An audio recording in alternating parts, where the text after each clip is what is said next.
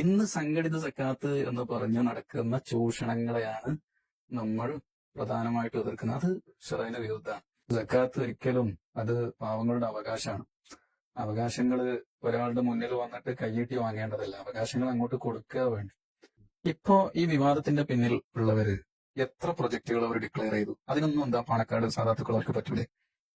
ഇതിന് മാത്രം ഒരു പാണക്കാട് സയ്യിദിനെ പിടിക്കുന്നതിന്റെ പിന്നിലുള്ള രഹസ്യം എന്തായിരിക്കും എന്ന് പറഞ്ഞാൽ, ആ സയ്യിദന്മാർ നേതൃത്വം കൊടുക്കുന്ന രാഷ്ട്രീയപരവും മതപരവുമായിട്ടുള്ള സംഘടനകളിലെ പ്രസ്ഥാനങ്ങളിൽ ഒരുപാട് സമ്പന്നരുണ്ട്.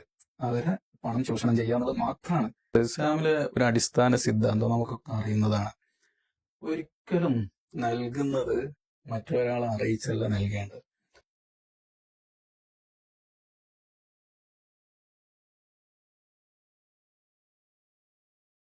അസ്സലാമു അലൈക്കും വറഹ്മത്തുള്ളാഹി തആല വബറകാത്തു.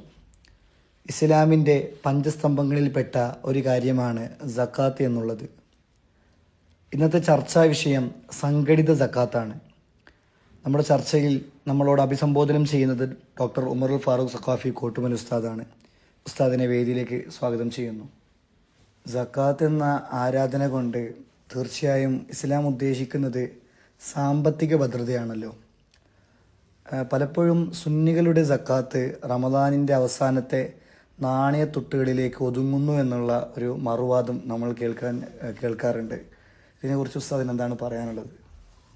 തീർച്ചയായിട്ടും സക്കാത്ത് ഒരു ആരാധനയാണ്. നേരത്തെ പറഞ്ഞതുപോലെ ഇസ്ലാമിലെ പഞ്ചസ്തംഭങ്ങളിലൊന്നാണ്. നിസ്കാരത്തോടൊപ്പം പരിശുദ്ധ ഖുർആനിൽ ഒരുപാട് സ്ഥലത്ത് ചേർത്തി പറഞ്ഞിട്ടുണ്ട്. മറ്റു ആരാധനകളോട് കൂടി ചേർത്തി പറഞ്ഞിട്ടുണ്ട്. സക്കാത്ത് മുസ്ലിം ലോകം സക്കാത്ത് കൊടുക്കുന്നതിൽ ജാഗ്രത കാണിച്ചാൽ ഇവിടെ എവിടെയും പട്ടിണി ഉണ്ടാകൂല എന്നുള്ളത് വളരെ കൃത്യമാണ്. പക്ഷെ സക്കാത്ത് കൊടുക്കാൻ നമ്മുടെ മതം ചില നിബന്ധനകളും ചില ടൈം ഷെഡ്യൂളും വെച്ചിട്ടുണ്ട്. ഈ ടൈം ഷെഡ്യൂള് പാലിക്കപ്പെടാറില്ല പൊതുവെ എന്നുള്ളതാണ് ഒരു വാസ്തവം. സക്കാത്ത് വേണമെങ്കിൽ അഡ്വാൻസ് ആയിട്ടും കൊടുക്കാം. അപ്പോൾ അടുത്ത കൊല്ലം എനിക്ക് കൊടുക്കേണ്ട സക്കാത്തിന് ഏകദേശം ഞാനിപ്പോൾ ഒന്ന് കാൽക്കുലേറ്റ് ചെയ്തിട്ട് സക്കാത്ത് ഇൻ അഡ്വാൻസ് എന്നായിട്ട് ചിലർ റമദാനിൽ കൊടുക്കാറുണ്ട്. കാരണം റമദാനിൽ കൂടുതൽ ശ്രേഷ്ഠത കിട്ടുന്ന ഒരു മാസമാണല്ലോ. എന്നാൽ ചിലർ മനസ്സിലാക്കിയത് സക്കാത്ത് കൊടുക്കേണ്ട മാസം റമദാനാണ് എന്ന് മനസ്സിലാക്കി എല്ലാം റമദാനിലേക്ക് അരിയറായിട്ട് പിന്തിപ്പിച്ച് വെക്കും. അത് ശരിയായ ഏർപ്പാടല്ല. എന്ന് മാത്രവുമല്ല, സക്കാത്ത് ഒരിക്കലും അത് പാവങ്ങളുടെ അവകാശമാണ്.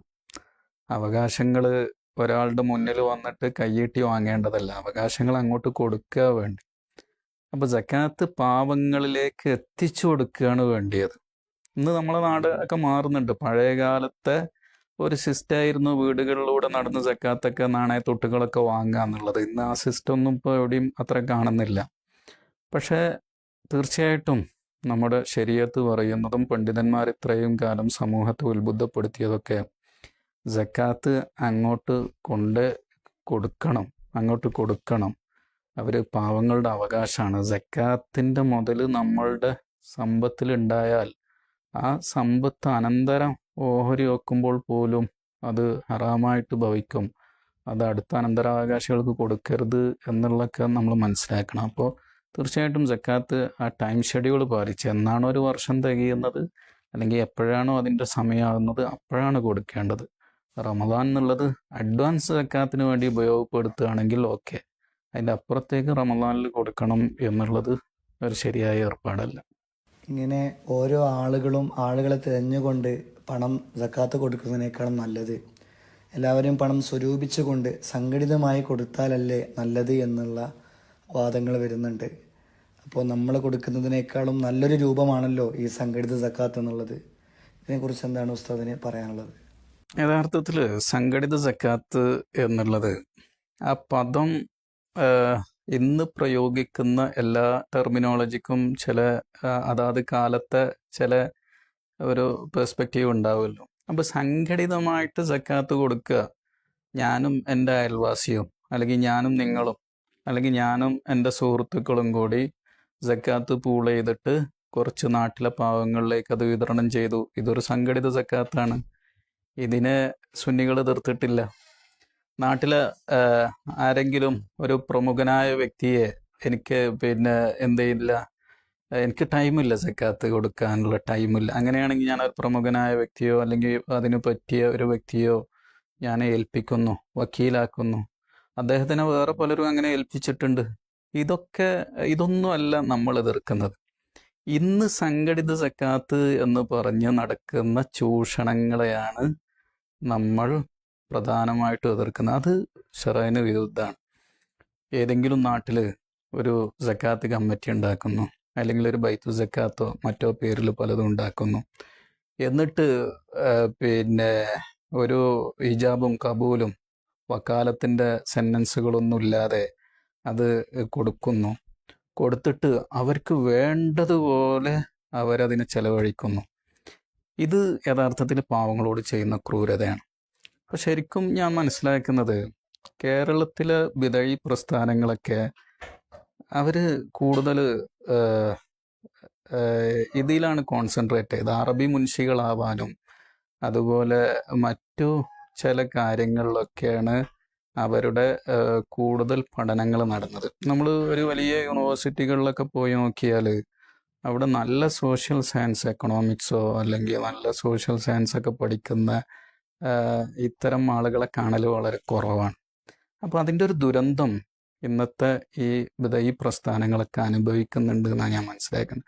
ശരിക്കും എക്കണോമിക്സ് വളരെ ഡീപ്പായിട്ടൊക്കെ അവർ പഠിച്ചിരുന്നുവെങ്കിൽ ഈ സംഘടിത സക്കാത്തിനെ ഒരു സാമൂഹ്യ പ്രതിബദ്ധതയുള്ള ഒരു എക്കണോമിസ്റ്റ് അവരുടെ കൂട്ടത്തിൽ ഉണ്ടായിരുന്നുവെങ്കിൽ സംഘടിത സക്കാത്തിനെ അവരത്ര പ്രോത്സാഹിപ്പിക്കൂല.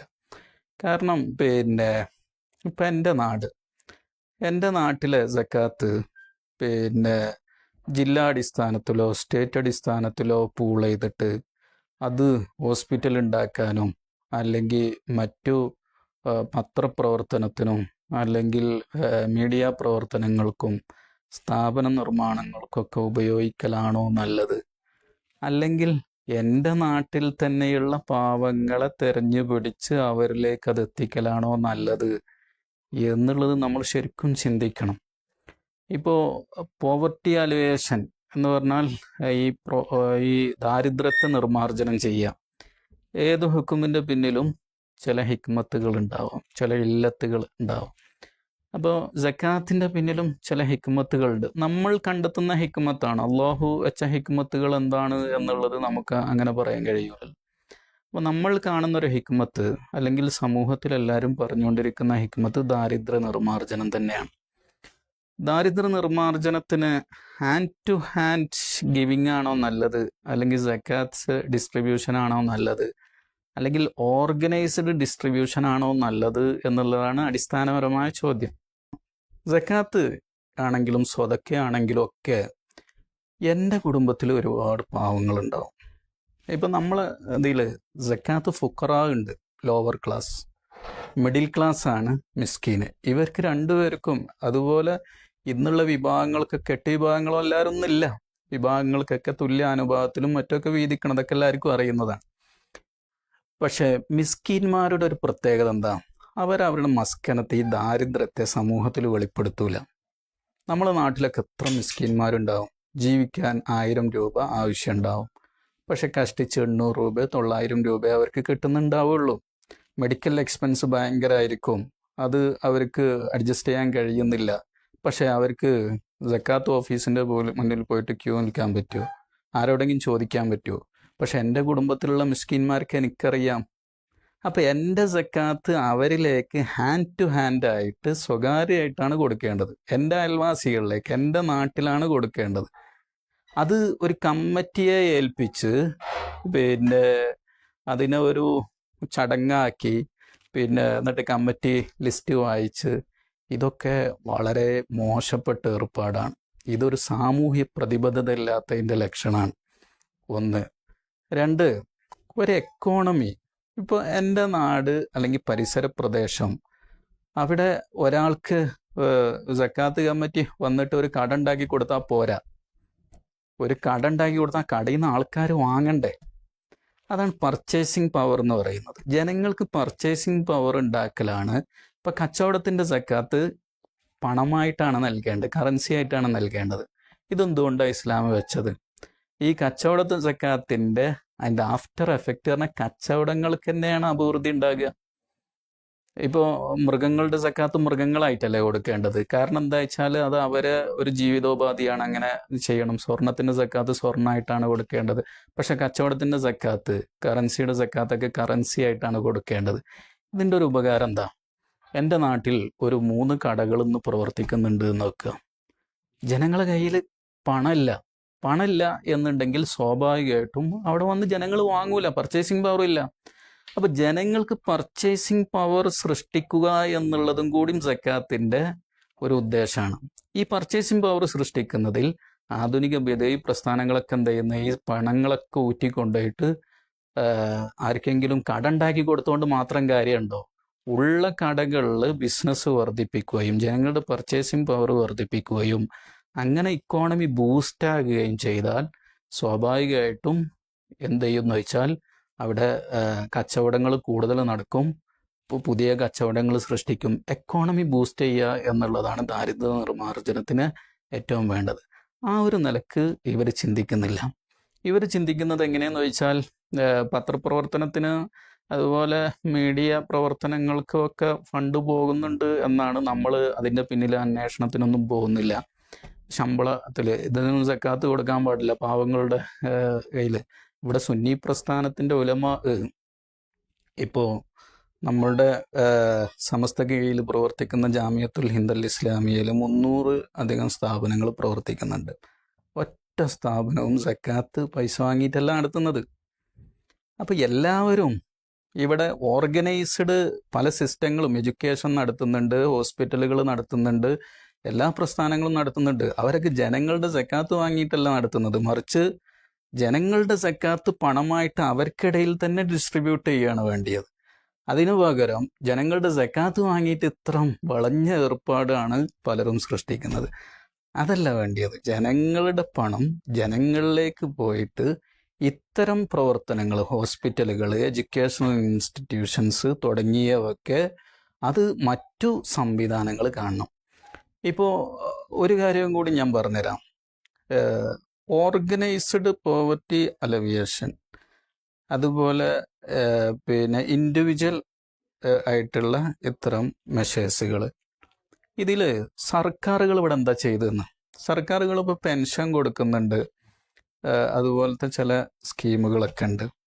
സർക്കാർ വന്നിട്ട് പറയുകയാണ് ഇനി ആർക്കും പെൻഷൻ വേണ്ട, കുറച്ച് ഹോസ്പിറ്റലുകളൊക്കെ ഉണ്ടാക്കി തരാം, നമ്മൾ മീഡിയ പ്രവർത്തനങ്ങളൊക്കെ നടത്താമെന്ന് പറഞ്ഞാൽ എങ്ങനെ ഉണ്ടാവും? ഇതുപോലെയാണ് സക്കാത്ത് ചെയ്യുന്നത്. ഇനി മറ്റൊന്ന്, സർക്കാർ ഏറ്റവും കൂടുതൽ, ഒരു സർക്കാർ എന്നുള്ളതിലേക്ക് ഏറ്റവും കൂടുതൽ ഇമ്പോർട്ടൻസ് കൊടുക്കുന്ന ഓർഗനൈസ്ഡ് പ്രവർത്തനങ്ങൾക്കാണ്. അപ്പോൾ സ്വാഭാവികമായിട്ടും ജനങ്ങൾ എന്തിനാണ് പ്രാധാന്യം കൊടുക്കേണ്ടത്? ജനങ്ങൾ ഇൻഡിവിജ്വൽ ഡിസ്ട്രിബ്യൂഷനാണ് പ്രാധാന്യം കൊടുക്കേണ്ടത്.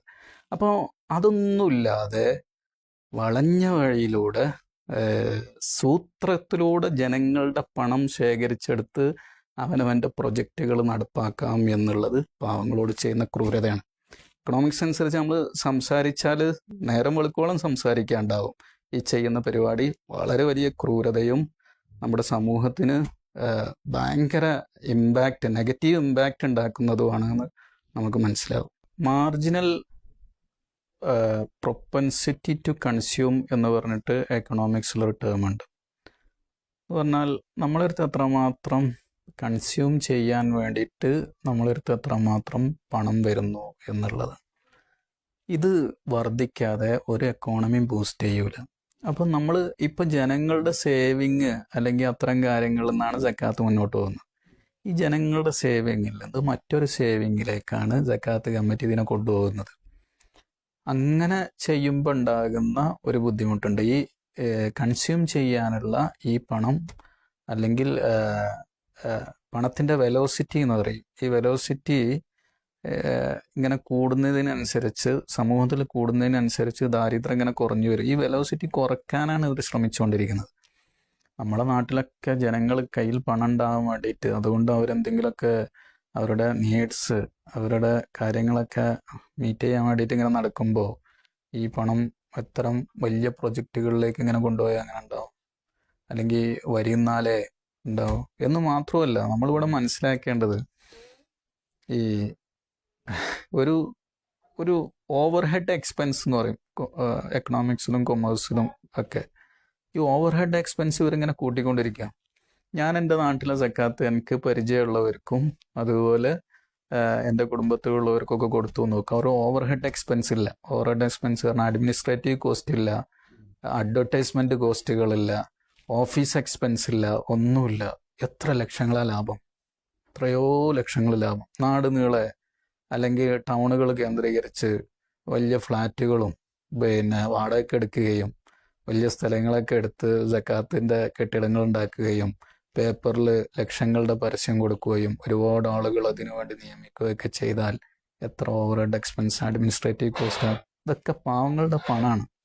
അപ്പം ഇങ്ങനെ നമ്മൾ പണത്തിൻ്റെ വെലോസിറ്റി കുറക്കുന്നു, മാർജിനൽ പ്രൊപ്പൻസിറ്റി ടു കൺസ്യൂം അത് കുറക്കുന്നു, അഡ്മിനിസ്ട്രേറ്റീവ് എക്സ്പെൻസുകളും ഓവർ ഹെഡുകളും കൂട്ടുന്നു. ഇങ്ങനെ ഇതിന് ഒരു 100 കൂട്ടം പ്രശ്നങ്ങളുണ്ട്. ഉസ്താദ്, പിന്നെ നമ്മുടെ ഫിഖഹിൻ്റെ കിതാബുകളിലൊക്കെ പറയുന്നതായി കാണാം, ഒരാൾക്ക് അദ്ദേഹത്തിൻ്റെ സാമ്പത്തിക ഭദ്രത ഉറപ്പ് വരുത്തുന്നതിന് വേണ്ടിയാണല്ലോ സക്കാത്ത് കൊടുക്കേണ്ടത്. അപ്പോൾ കൂലിത്തൊഴിൽ ചെയ്യുന്ന ഒരാൾക്ക് കൊടുക്കേണ്ടത് ടൂളാണ്, അദ്ദേഹത്തിന് പണി ചെയ്യാനുള്ള ഉപകരണം. കച്ചവടം ചെയ്യാൻ അറിയുന്ന ഒരാളാണെങ്കിൽ അദ്ദേഹത്തിന് കൊടുക്കേണ്ടത് ക്യാപിറ്റൽ എമൗണ്ടാണ്. അപ്പോൾ ഈ ഹാൻഡ് ടു ഹാൻഡ് സക്കാത്തിൽ എത്രത്തോളം അദ്ദേഹത്തിന് ഒരാളെ പണം കൊണ്ട് മാത്രം സാമ്പത്തിക താങ്ങ് കിട്ടും എന്നുള്ളത് ഒരു ചോദ്യമല്ലേ? അതിനാണ് ഞാൻ തുടക്കത്തിൽ പറഞ്ഞത്, ആ ഫിഖഹിൻ്റെ കിതാബുകളിൽ തന്നെ പറഞ്ഞിട്ടുണ്ട്, സ്വന്തമായിട്ട് അത്തരം ഒരു കാര്യങ്ങൾ കൊടുക്കാൻ കഴിയുന്നില്ലെങ്കിൽ സുഹൃത്തിനെ കൂട്ടുപിടിക്കാം, ഒക്കെ ചെയ്യാം. പണം നമ്മളെ നാട്ടിൽ തന്നെയാണ് സർക്കുലേറ്റ് ചെയ്യേണ്ടത്. അപ്പം അത്തരം കാര്യങ്ങൾക്കല്ല നമ്മൾ വിയോജിപ്പ് പ്രകടിപ്പിക്കുന്നത്. ഓരോരുത്തരുടെ ആവശ്യങ്ങളാണ്. എല്ലാവർക്കും സൈക്കിളല്ല വേണ്ടിയത്, എല്ലാവർക്കും കടകളല്ല വേണ്ടിയത്, ചിലർക്ക് ഭക്ഷണമാണ് വേണ്ടിയത്, ചിലർക്ക് മകളെ കെട്ടിക്കുകയാണ് വേണ്ടിയത്. ഇത് നിവർത്തി കൊടുക്കുക വേണ്ടിയത്. അപ്പം ആവശ്യങ്ങൾ നിവർത്തി കൊടുക്കുക തന്നെ വേണ്ടിയത്. ആവശ്യങ്ങൾ നിവർത്തി കൊടുക്കാൻ ഇൻസ്റ്റിറ്റ്യൂഷണലൈസ് ചെയ്യണം എന്നുണ്ടോ? അത് ഒരു അബദ്ധധാരണയാണ്. ഇൻസ്റ്റിറ്റ്യൂഷണലൈസ് ചെയ്തിട്ട് ഈ പാവങ്ങളുടെ ഒരു അഭിമാനം പിച്ച് ചീന്തുന്ന ഒരവസ്ഥയിലേക്ക് പോവേണ്ടതില്ല. അവർക്ക് അവരുടെ അയൽപക്കത്തൊന്നും കുടുംബത്തിൽ നിന്നും കിട്ടുന്ന പണം മറ്റേതോ നാട്ടിൽ പോയിട്ട് വരി നിന്ന് വാങ്ങേണ്ട ആവശ്യം സൃഷ്ടിക്കരുത് എന്നാണ് നമ്മൾ പറയുന്നത്. എന്ന് മാത്രമല്ല, ഇപ്പം ചിലരൊക്കെ ഇങ്ങനെ പറയും, അബൂബക്കർ സിദ്ദീഖ് റളിയല്ലാഹു അൻഹു ജീവിച്ചിരിക്കുന്നുണ്ടെങ്കിൽ സുന്നി ഉലമാക്കളെ പിടിച്ച് പൂശുമായിരുന്നു എന്നൊക്കെ പറയുന്നുണ്ട്. യഥാർത്ഥത്തിൽ ഒരു ധാരണയും സക്കാത്തിനെ കുറിച്ച് അവർക്ക് ഇല്ലാത്തത് കൊണ്ടാണ്. ഇസ്ലാമിലുള്ള സക്കാത്തുകളുടെ മൊത്തം ലിസ്റ്റ് എടുത്തു നോക്കിയാൽ ഹാക്കിം, ഭരണാധികാരി പിരിപ്പിക്കേണ്ട സക്കാത്ത് കുറച്ചേ ഉള്ളൂ. ഹാൻഡ് ടു ഹാൻഡായിട്ട് കൊടുക്കേണ്ട സക്കാത്തുകളാണ് കൂടുതലും. എന്തുകൊണ്ടാണ് അങ്ങനെ വെച്ചത്? ഒരു ഭരണാധികാരി, ഞാൻ പറഞ്ഞല്ലോ, ഓർഗനൈസ്ഡ് ആയിട്ടുള്ള ചില മെഷേഴ്സുകൾ പോവർട്ടി റിഡക്ഷന് വേണ്ടി ചെയ്യേണ്ടി വരും. അതുപോലെ ജനങ്ങളും ചിലത് ചെയ്യേണ്ടതുണ്ട്. ഇവിടെ നമ്മളെ സർക്കാരുകൾ ഓർഗനൈസ്ഡ് ആയിട്ടുള്ള ധാരാളം കാര്യങ്ങൾ ചെയ്തു വരുന്നുണ്ട്, അല്ലെങ്കിൽ ചെയ്യാൻ ശ്രമിച്ചുകൊണ്ടിരിക്കുന്നുണ്ട്. ഇവിടെ ജനങ്ങൾ ചെയ്യുന്നത് മുടക്കാൻ പാടില്ല. എക്കണോമിക്സ് അനുസരിച്ചാണ് സംസാരിക്കുന്നത്. വിധേയ പ്രസ്ഥാനങ്ങൾ നടത്തുന്ന ഇത്തരത്തിലുള്ള സക്കാത്തിൻ്റെ പേരിലുള്ള ചൂഷണങ്ങളെ പച്ചക്കൊടി കാണിക്കുന്ന ചില ആദരണീയരായ സയ്യിദന്മാരെ കാണുന്നുണ്ട്. അവരുടെ വേദിയിൽ, ഇത്തരത്തിലുള്ള സംഘടിത സക്കാത്തുകളുടെ വേദിയിൽ അവരുടെ സാന്നിധ്യം നമ്മൾ കാണാറുണ്ട്. അപ്പോൾ ഇത്തരത്തിലുള്ള ഒരു കാര്യങ്ങൾ സമൂഹത്തിൽ ഇതൊരു പ്രശ്നമല്ല എന്ന രൂപത്തിൽ വരുത്തി തീർക്കല്ലേ ചെയ്യുക. ഇതിനെക്കുറിച്ച് ഉസ്താദ് എന്താണ് പറയാനുള്ളത്? ഈ ആദരണീയരായ സയ്യിദന്മാർ എന്നുള്ളത് കൊണ്ട് നിങ്ങൾ ഉദ്ദേശിച്ചത് പാണക്കാട് സാദാത്തുക്കളെ കുറിച്ചായിരിക്കും. ഞാൻ പാണക്കാട് അയൽവാസിയാണ്. ഈ പാണക്കാട് സയ്യിദന്മാരുടെ ഒരു പ്രത്യേകത, പണ്ടും ഇന്നും ഇപ്പോൾ ഉള്ള തങ്ങന്മാരൊക്കെ നമുക്ക് വ്യക്തിപരമായി ബന്ധമുള്ളവരും പരിചയമുള്ളവരുമാണ്. അവർ ഓപ്പണാണ്. ഇപ്പം പ്രത്യേകിച്ചും അവിടെ ആർക്കും വരാം, ആർക്കും എന്തും പ്രകാശനം ചെയ്യാം എന്നുള്ളൊരു വിധാനത്തിലേക്ക് അവർ സ്വയം മാറിയതായിരിക്കും. പക്ഷേ ചിലരവിടെ ചെല്ലുന്ന ചൂഷണത്തിന് വേണ്ടി മാത്രമാണ്.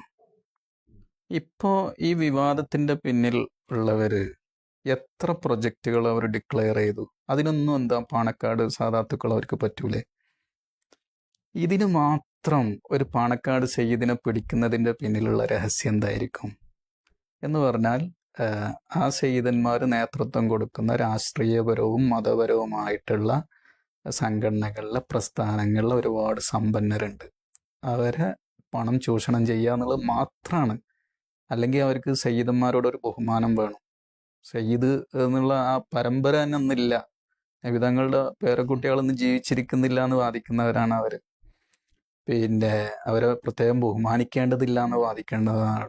ഇങ്ങനെയൊക്കെ ഉണ്ടായിട്ട് സമൂഹത്തിലുള്ള എല്ലാവരെയും ഒഴിവാക്കിയിട്ട് പാണക്കാട് തന്നെ അവർ വരാനുള്ള ഒരു കാരണം എന്തായിരിക്കും? അപ്പോൾ ഞാൻ മനസ്സിലാക്കുന്ന എന്താ വെച്ചാൽ ഇതൊക്കെ സമൂഹത്തിനൊക്കെ ഉൾക്കൊള്ളും എല്ലാവരും. എന്ന് പറഞ്ഞാൽ പാണക്കാട് തങ്ങന്മാരെ എല്ലാവരും കാണുന്നത്, പണ്ട് മുതലേ കണ്ടുവരുന്നത് സമൂഹത്തിലെ വലിയ ഉലമാക്കളായിട്ടോ അല്ലെങ്കിൽ അവരെന്ത് ചെയ്താലും ഉലമാന്റെ അംഗീകാരമുണ്ട് എന്ന് വിശ്വസിക്കുന്നവരോ അല്ല നമ്മൾ സമൂഹം. പാണക്കാട് സമൂഹം അവർ സയ്യിദന്മാരാണ്. സയ്യിദന്മാർക്ക് പ്രത്യേകതകൾ ഒരുപാടുണ്ട്. അവർ മുസ്ലിം സമൂഹത്തിലെ വലിയൊരു വിഭാഗത്തിൻ്റെ നേതാക്കളാണ്. അപ്പോൾ സ്വാഭാവികമായിട്ടും ആ നിലക്ക് ഏത് നേതൃത്വത്തെയും നമ്മൾ ബഹുമാനിക്കണം. സയ്യിദന്മാരെ പ്രത്യേകം ബഹുമാനിക്കണം. അവരെ ഇന്നത്തെ കാലത്ത് ഉണ്ടാകുന്നത് പോലെ വിവാദങ്ങളിലേക്കും മറ്റൊക്കെ വലിച്ചഴിക്കുന്ന പ്രവണത ശരിയല്ല. അതേസമയം അവരെന്ത് ചെയ്താലും സമൂഹം എല്ലാം അപ്പടി അത് ഫോളോ ചെയ്യും എന്നും നമ്മൾ മനസ്സിലാക്കേണ്ടതില്ല. കാരണം പിന്നെ അതൊക്കെ ഇപ്പം എല്ലാവർക്കും അതിൻ്റെയൊക്കെ ഒരു ലോജിക്കും അതിൻ്റെ ഒക്കെ ഒരു വർക്കിംഗ് കണ്ടീഷനൊക്കെ എല്ലാവർക്കും മനസ്സിലാകുന്നതാണ്. പക്ഷെ സയ്യിദന്മാരെ ഇത്തരം കാര്യങ്ങൾക്ക് ദുരുപയോഗം ചെയ്യുന്ന പ്രവണത സമൂഹം നിർത്തിവെക്കുകയും സയ്യിദന്മാർ ഇത് അവരുടെ ആ നല്ല മനസ്സുകൊണ്ട് ഒരുപക്ഷെ ആരും തെറ്റിദ്ധരിക്കാതെ മുന്നോട്ട് പോകുന്നുണ്ടാവാം. അങ്ങനെയുള്ള നല്ല മനസ്സ് അവർ ഉപേക്ഷിക്കുകയും ചെയ്യണം എന്നാണ് നമുക്ക് പറയാൻ. ഇസ്ലാമിലെ മറ്റു ആരാധനകൾ നോക്കുകയാണെങ്കിൽ നിസ്കാരം പോലെയുള്ള ആരാധനകൾ സംഘമായിട്ടല്ല ചെയ്യേണ്ടത്. അപ്പോൾ സക്കാത്തും അതുപോലെ തന്നെ സംഘമായല്ലേ ചെയ്യേണ്ടത്? നമ്മൾ ഓരോ ആരാധനയുടെയും സ്വഭാവം നോക്കണം. നിസ്കാരം സംഘടിതമായി ചെയ്യുന്നത് സാമൂഹികപരമായിട്ട് ഗുണമാണോ ദോഷമാണോ? നോ ഡൗട്ട് അത് ഗുണമാണ്. ഹജ്ജ് സാമൂഹികമായിട്ടേ ചെയ്യാൻ പറ്റൂ. ഓരോ ദിവസവും ഓരോരുത്തർ ചെന്നിട്ട് ഹജ്ജ് ചെയ്യാൻ പറ്റൂല. പിന്നുള്ളത് നോമ്പാണ്. നോമ്പ് ഒരു സംഘടിതമായിട്ട് ചെയ്യലുണ്ടോ? അതിനൊരു സ്വഭാവമുണ്ട്. ഇങ്ങനെ ഓരോ ആരാധനക്കും ഓരോ സ്വഭാവമുണ്ട്. ആ സ്വഭാവം അനുസരിച്ച് ഇതാക്കുക. പല മുസ്ലിം ധനികന്മാരും സക്കാത്ത് കൊടുക്കുന്ന വിഷയത്തിൽ വളരെ പിന്നോക്കാവസ്ഥയിലുള്ളത്. ഈ ഒരു പ്രശ്നത്തെ നമുക്ക് എങ്ങനെ മറികടക്കാം? വളരെ നല്ല ചോദ്യമാണ് ചോദിച്ചത്. നമ്മളിപ്പോൾ ബാംഗ്ലൂരിൽ നിന്നാണല്ലോ സംസാരിക്കുന്നത്. ഇവിടുത്തെ ഒരു മുതലാളി എന്നോട് പറഞ്ഞു, അദ്ദേഹത്തിൻ്റെ സ്ട്രീറ്റിലുള്ള മുസ്ലിം മുതലാളിമാർ സക്കാത്ത് കൃത്യമായി കൊടുത്താൽ ബാംഗ്ലൂരിലെ ഒരു വലിയ വിഭാഗം ജനങ്ങളുടെയും പട്ടിണി മാറ്റാൻ കഴിയുമെന്ന് അദ്ദേഹം പറഞ്ഞു. ഇതൊരു വസ്തുതയാണ്. നമ്മൾ ഉമർ ബിൻ അബ്ദുൽ അസീസിൻ്റെ കാലഘട്ടവും ഉമറുല്ലാൻ്റെ കാലഘട്ടവും ഒക്കെ പറയും അങ്ങനത്തൊന്നും പോകണ്ട. ഇന്നത്തെ കാലത്തും നമ്മുടെ മഹല്ലുകൾ കേന്ദ്രീകരിച്ച് എല്ലാവർക്കും അവബോധം കൊടുത്താൽ തന്നെ പട്ടിണി മാറ്റാൻ കഴിയും. ഞാൻ നേരത്തെ പറഞ്ഞ പോലെ അനന്തര സ്വത്ത് പോലും ഹറാമാണ് സക്കാത്ത് കൊടുക്കാത്ത. അപ്പം കൃത്യമായിട്ട് സക്കാത്തിനെ കുറിച്ച് അവബോധം കൊടുക്കണം. നിസ്കാരം നമുക്കൊക്കെ അറിയാം, നോമ്പ് അറിയാം. പക്ഷെ സക്കാത്തിൻ്റെ മസലകൾ അറിയുന്ന എത്ര ആൾക്കാരുണ്ട്? അപ്പോൾ സക്കാത്തിൻ്റെ മസലകൾ എല്ലാവരും പഠിക്കാൻ തയ്യാറാകുക. സക്കാത്തിൻ്റെ മസലകൾ പഠിപ്പിക്കാനും തയ്യാറാകുക. ഫിഖിൻ്റെ നൂലാമാലകൾ എന്ന് പറഞ്ഞിട്ട് ഇങ്ങനെ കളിയാക്കുന്ന ഒരു വിഭാഗത്തെ നമുക്ക് കാണാം. ആധുനിക ട്രാൻസാക്ഷൻസ് ഒക്കെ വളരെ നൂലാമാലകൾ ഒടുങ്ങിയതാണ്. അപ്പോൾ സ്വാഭാവികമായിട്ടും അതിനെ വ്യാഖ്യാനിക്കുന്ന ഫിഖിനും അത്ര ആഴങ്ങളിലേക്ക് ഇറങ്ങിക്കൊണ്ടുവരും. ആ ആഴങ്ങളൊക്കെ ജനങ്ങളെ പഠിപ്പിക്കുക. പ്ലസ് എല്ലാ മഹല്ലുകളിലും സക്കാത്ത് ഹെൽപ്പ് ഡെസ്കുകൾ തുടങ്ങുക, സക്കാത്ത് ക്ലിനിക്കുകൾ തുടങ്ങുക. പിന്നെ സക്കാത്ത് കൊടുക്കാത്തവരെ മഹല്ല് കമ്മിറ്റി സക്കാത്ത് കൊടുക്കാൻ വേണ്ടി പ്രേരിപ്പിക്കുക. ഇനി എനിക്ക് സക്കാത്ത് കൊടുക്കാൻ കഴിയൂല എന്ന് വെക്കുക. പക്ഷെ സക്കാത്ത് അവകാശപ്പെട്ട ഒരുപാട് ആൾക്കാരെ എനിക്കറിയാം. സക്കാത്ത് കൊടുക്കേണ്ട കുറച്ച് ആൾക്കാരും കൊടുക്കാൻ അവകാശമുള്ള അല്ലെങ്കിൽ സമ്പത്തുള്ളവരെ എനിക്കറിയാം. ഇത് പരസ്പരം ഞാൻ മുട്ടിച്ചു കൊടുക്കുക, അവർ പരസ്പരം ബന്ധിപ്പിച്ചു കൊടുക്കുക, അല്ലെങ്കിൽ അവരുടെ അടുത്ത് നിന്ന് പോയിട്ട് വക്കീലായിട്ട് സക്കാത്ത് വാങ്ങിയിട്ട് ഇവരിലേക്ക് വിതരണം ചെയ്യാനുള്ള സംവിധാനങ്ങൾ കാണിക്കുക. ഇങ്ങനെ 100 കൂട്ടം കാര്യങ്ങൾ സക്കാത്തിന് വേണ്ടിയിട്ട് നമുക്ക് മഹല്ലുകളിലും യൂണിറ്റുകളിലും മറ്റൊക്കെ ചെയ്യാൻ പറ്റും.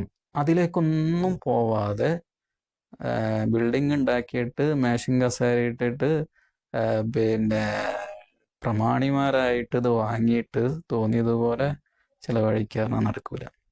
ഇതിൻ്റെ അവസാനം നമുക്ക് പറയാനുള്ളത് ഇങ്ങനൊക്കെ പറഞ്ഞാലും ഇതിനെ മറ്റു തരത്തിൽ വ്യാഖ്യാനിക്കുകയും വിമർശിക്കുകയും ചെയ്യുന്നുണ്ടാകും. കാരണം ഇത് സാമ്പത്തികമാണ്. ഇത് കയ്യിൽ നിന്ന് ഇങ്ങനെ പോകുമ്പോൾ എല്ലാവർക്കും വലിയ വിഷമം ഉണ്ടാവും. ബാക്കിയുള്ള ഒരു സംഗതി പോലല്ല. ബാക്കിയുള്ളതിനൊക്കെ കിടന്നുറങ്ങിയവർ ഇത് കേൾക്കുമ്പോൾ എണീക്കും. കാരണം കയ്യിൽ നിന്ന് പണം പോകുമോ എന്നുള്ള പ്രശ്നം. അപ്പോൾ സംഘടിത സക്കാത്തിനെതിരെ നമ്മൾ സംസാരിക്കുമ്പോൾ അത് ഓരോരുത്തരും അവനവന് ഇഷ്ടപ്പെട്ട പാവങ്ങൾക്ക് കൊടുക്കട്ടെ, വേറൊരാൾ വാങ്ങിയിട്ട് അത് കൈയിട്ട് മാന്തുന്ന ഒരു സിസ്റ്റത്തിലേക്ക് വരരുത്. അത് പിന്നെ സംഘടനയിൽ ഉള്ള സജീവ പ്രവർത്തകർക്ക് തൊഴിലുണ്ടാക്കി കൊടുക്കുന്ന ഒരു പ്രവർത്തനമായി മാറരുത്. സമൂഹത്തിലെ എല്ലാ തരത്തിലുള്ള എല്ലാ പ്രസ്ഥാനങ്ങൾക്കുള്ള എല്ലാവരിലേക്കും അതൊക്കെ എത്തട്ടെ എന്നൊക്കെ പറയുമ്പോൾ അപ്പം മാത്രം ബേജാറായി ഇറങ്ങി പ്രശ്നം ഉണ്ടാക്കുന്നവരൊക്കെ ഉണ്ടാവും. അവരോടൊക്കെ നമുക്ക് പറയാനുള്ളത്, എത്ര പണം കിട്ടി, എത്ര ഓവർ ഹെഡ് എക്സ്പെൻസ് അഡ്മിനിസ്ട്രേറ്റീവ് കോസ്റ്റായിട്ട് പോയി, എത്ര പാവങ്ങളിലേക്ക് കിട്ടി, കഴിഞ്ഞ വർഷം കൊടുത്തത് എന്ത് ചെയ്തു ആ പാവങ്ങൾ എന്നൊക്കെ ഒരിടത്ത് വല്ല കണക്കുണ്ടോ? ചില കണക്കുകളൊക്കെ നമ്മൾ അവിടെയും ഇവിടെയൊക്കെ ഇങ്ങനെ കാണും. അതിനൊക്കെ എന്തെങ്കിലും ബേസ് ഉണ്ടോ? ഇതൊക്കെ ഒരു സോഷ്യൽ ഓഡിറ്റിന് വിധേയമാക്കണ്ടേ? സമൂഹത്തിൻ്റെ പണമല്ലേ, സോഷ്യൽ ഓഡിറ്റിങ്ങിന് വിധേയമാക്കണ്ടേ? റെപ്യൂട്ടഡ് ആയിട്ടുള്ള ഓഡിറ്റേഴ്സ് ഇതൊക്കെ ഓഡിറ്റ് ചെയ്തിട്ടുണ്ടോ? ഇവരൊക്കെ എങ്ങനെയാണ് സമൂഹം വിശ്വസിക്കുക? ഇവരൊക്കെ വിശ്വസിക്കാൻ മാത്രം ഈ സമൂഹത്തിന് എന്താ ചെയ്തത്?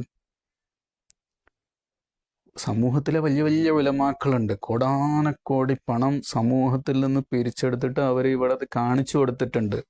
സമൂഹത്തിൽ ആയിരക്കണക്കിന് ആളുകളെ ഓരോ ദിവസവും വളർത്തിക്കൊണ്ടിരിക്കുന്നവരുണ്ട്. അവര് ഒക്കെയാണ് ഇങ്ങനെ ചെയ്യുന്നതെങ്കിൽ നമുക്ക് വിഷമമല്ല. ഇവരൊക്കെ എന്താ ചെയ്ത്? ഒന്നും ചെയ്യാത്തവർ, ഈ സമൂഹത്തിന് വേണ്ടിയിട്ട് ഒരു ചെറിയ അനക്കം പോലും ചെയ്യാത്തവർ സക്കാത്തിന് വേണ്ടിയിട്ട് ഓടിക്കളിച്ച് നടക്കുക. അവർ പറയട്ടെ അവരെന്ത് ചെയ്തു, കൃത്യമായിട്ട് പറയട്ടെ. ആരായിരുന്നു അവർ ഓഡിറ്റർ? എവിടെയാണ് സോഷ്യൽ ഓഡിറ്റിങ് നടന്നത്? ഇത് പിന്നെ അവരുടെ പ്രസ്ഥാനത്തിലുള്ള ആളുകൾക്കല്ലാതെ എത്ര ആളുകൾക്ക് കിട്ടി എന്നൊക്കെ പറയട്ടെ. അപ്പം ഇതൊക്കെ എന്ന് പറഞ്ഞാൽ വളരെ വളഞ്ഞ വഴിയാണ്. അങ്ങനെയല്ല വേണ്ടിയത്. സമൂഹത്തിന് ജാഗ്രതയോടെ സേവിക്കണം എന്നാഗ്രഹിക്കുന്നവർ സക്കാത്ത് കൊടുക്കാൻ വേണ്ടിയിട്ട് സമൂഹത്തെ പ്രേരിപ്പിക്കുകയും അവനവൻ്റെ മഹല്ലത്തിലും അവനവൻ്റെ കുടുംബത്തിലും അവൻ്റെ പരിചയത്തിലുള്ളവർക്കൊക്കെ സക്കാത്ത് എത്തിക്കാനുള്ള നല്ല മോട്ടിവേഷൻ കൊടുക്കുകയും മറ്റു ഓർഗനൈസ്ഡ് എഫേർട്സുകൾക്ക് വേറെ നല്ല ഫണ്ടുകൾ കണ്ടെത്തുകയും നല്ല ഓർഗനൈസ്ഡ് എഫേർട്സുകൾ നടത്തുകയാണ് ചെയ്യേണ്ടത്. അല്ലാതെ ഈ വളഞ്ഞ വഴിയിലൂടെ ആൾക്കാർ സക്കാത്ത് വാങ്ങിയിട്ട് ഇത്തരം എഫേർട്സ് നടത്തുക എന്ന് പറഞ്ഞാൽ വളരെ അപകടകരമാണ്. എല്ലാവരും അതിൽ നിന്ന് മാറി നിൽക്കണം എന്നാണ് നമുക്ക് പറയാനുള്ളത്. പിന്നെ ചിലർ പറയും, ഞങ്ങളിപ്പോൾ ഇങ്ങനെയൊക്കെ പറയുന്നുണ്ടെങ്കിലും കുറച്ച് ഞങ്ങൾ മാറ്റി പറയും. പണ്ട് പിന്നെ ഇംഗ്ലീഷ് വിദ്യാഭ്യാസത്തിന് എതിരായിരുന്നു, ഇപ്പം ഇംഗ്ലീഷ് വിദ്യാഭ്യാസം കൊടുത്തു തുടങ്ങി, ഇങ്ങനെ എന്തൊക്കെയോ പറയും. അതൊക്കെ നമ്മൾ അതിനൊക്കെ മറുപടി പറയാൻ നിന്നാൽ സമൂഹത്തിൽ വെറുതെ ആവശ്യമില്ലാത്ത ചർച്ചയാവും എന്നുള്ളത് കൊണ്ടാണ് നമ്മൾ മറുപടി പറയാത്തത്. ഒറ്റ ഉദാഹരണം പറയാം. ഇപ്പോൾ സംഘടിത സക്കാത്തിന് വേണ്ടിയിട്ട് ഏറ്റവും കൂടുതൽ ശ്രമിച്ചുകൊണ്ടിരിക്കുന്ന ജമാഅത്തെ ഇസ്ലാമി 1940കളിൽ ഇന്ത്യയിൽ വാദിച്ച ഇന്ത്യൻ മുസ്ലിങ്ങൾ ഏറ്റവും കൂടുതൽ വിഷമം അനുഭവിച്ച വിദ്യാഭ്യാസപരമായിട്ട് തൊഴിൽപരമായിട്ടൊക്കെ ആ ഒരു സമയത്ത് 1940 മുതൽ 1980 വരെ മുസ്ലിങ്ങൾക്ക് സർക്കാർ ജോലി ഹറാമാണ്, ഷിർക്കാണ്. സർക്കാർ വിദ്യാഭ്യാസ സ്ഥാപനങ്ങളിൽ പഠിക്കൽ ഷിർക്കാണ് എന്ന് മാത്രമല്ല, മൗദൂദി അലീഗഡ് യൂണിവേഴ്സിറ്റിയിൽ പോയി ഒരു വിദ്യാർത്ഥികളോട് പ്രസംഗിച്ചു, ഇവിടെ പഠിക്കൽ ഷിർക്കാണ്. എന്നിട്ട് ഒരുപാട് കുട്ടികൾ അവിടുന്ന് രാജിച്ചു പോയി. ഇങ്ങനെയൊക്കെ ഈ സമൂഹത്തിലെ തൊഴിലില്ലാത്തവരാക്കി, സർക്കാർ ജോലിയിൽ നിന്ന് പിന്തിരിപ്പാക്കി, ഇവരാകപ്പാട് ഒരു ആലിയ കോളേജോ മറ്റോ തുടങ്ങിയിട്ട് അതിൽ പഠിച്ചവർക്ക് മാത്രമേ ഈമാൻ ഉണ്ടാവുള്ളൂ എന്ന് വാദിച്ചൊക്കെ നടന്നവരാണ് ഇപ്പം പറയുന്നത് നമ്മൾ സമസ്ത ഇംഗ്ലീഷ് വിദ്യാഭ്യാസത്തിനെതിരായിരുന്നു, ഇപ്പം നിങ്ങൾ ഇംഗ്ലീഷ് വിദ്യാഭ്യാസം കൊടുക്കൽ തുടങ്ങിയില്ലേ. അപ്പോൾ ഇതൊക്കെ നമ്മളെ പിന്നെ സമസ്തൻ്റെ ആദ്യകാലത്തെ നേതാക്കന്മാരെടുത്ത് നോക്കിയാൽ അവരൊക്കെ ഇംഗ്ലീഷിൽ പ്രസംഗിക്കുന്നവരായിരുന്നു. 1920കളിലും 30കളിലും ഒക്കെയാണ്. എന്നിട്ടാണ് ഇവരതൊക്കെ പറയുന്നത്. അന്ന് ഈ ഇംഗ്ലീഷ് വിദ്യാഭ്യാസം എന്ന് പറഞ്ഞാൽ പിന്നെ നരകത്ത് പോകുന്ന ഭാഷയാണെന്നൊക്കെ പറഞ്ഞവർ ഇക്കൂട്ടരാണ്. എന്നിട്ട് ഇതിനൊക്കെ നമ്മളിങ്ങനെ മറുപടി പറഞ്ഞ് ഇന്നത്തെ കാലത്ത് ഇതിനൊന്നും മറുപടി പറയേണ്ട ആവശ്യമില്ല. കാരണം സമൂഹം ഇതൊക്കെ ബോധവാന്മാരാണല്ലോ.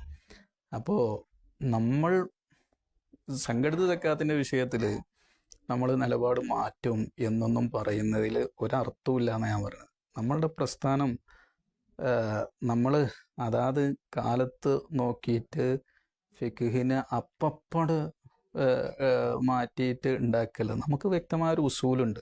ഷാഫി ഇമാമും അനുയായികളും പഠിപ്പിച്ചു തന്ന ഉസൂലുണ്ട്. നമുക്ക് വ്യക്തമായ ഗ്രന്ഥങ്ങളുണ്ട്.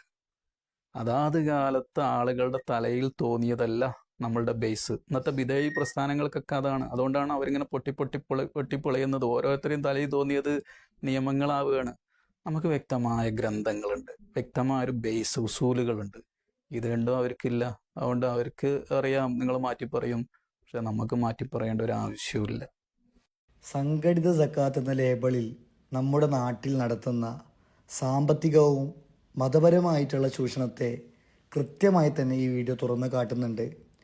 ഇതുപോലത്തെ വീഡിയോവുമായി വീണ്ടും കാണുന്നത് വരെ അസ്സലാമു അലൈക്കും വറഹ്മത്തുള്ളാഹി തആല വബറകാതുഹു.